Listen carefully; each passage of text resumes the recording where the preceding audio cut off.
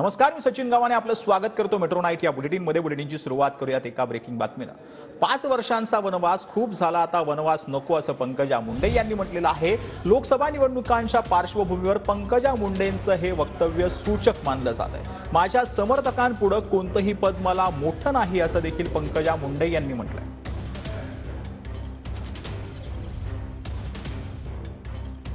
एवढे दिवस वनवास भोगलाय, बापरे। वनवास हा शब्द म्हणला तर 5 वर्षाचा असावा कलियुगात वनवास। बाबा त्या जुन्या काळात होतं 14 वर्ष, आम्हाला 5 वर्षात खूप झालं का? अजून पाहिजे तुम्हाला?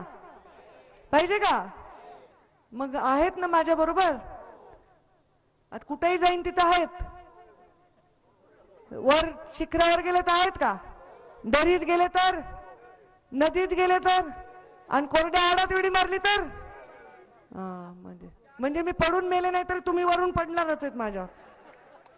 मला माहित नाही ईश्वराने माझ्या भाग्यामध्ये काय लिहिलंय। आतापर्यंत जे काही लिहिलं होतं त्याच्यात तुमच्या प्रेमा व्यतिरिक्त असं मला काही फार मिळालं नाही।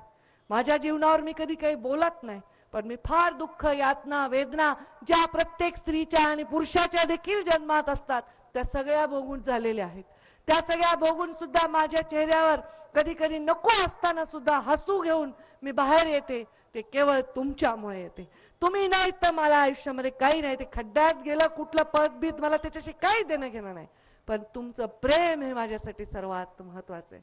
आणि हे प्रेम तुम्हाला मी विकास देऊन, तुम्हाला मी दिशा देऊन, तुम्हाला मी चांगला सन्मार्ग देऊन, हे प्रेम आहे त्याची पावती आणि त्याची परतफेड मी करणार आहे। माझा कोणी शत्रू नाही। शत्रू मला कोणी मानत असेल त्याचं कारण त्यांचं असेल, माझ्या मनात कुणाचं शत्रुत्व नाही।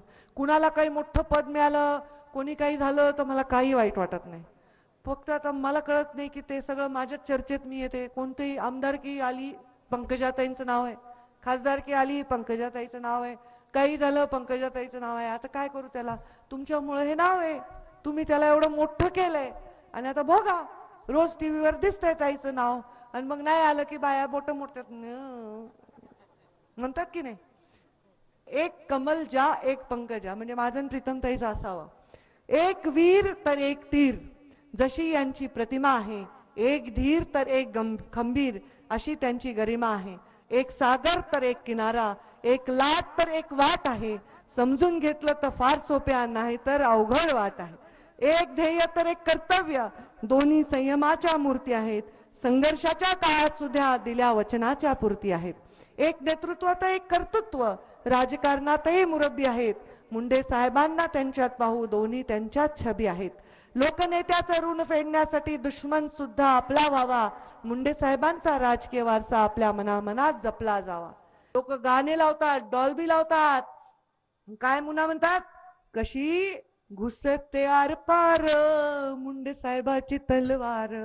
मला ते जेव्हा गाणं लावतात तर मला वाटतं मीच आहे ती तलवार, मीच तर घुसते आरपार, दुसरं कोण घुसणार आहे?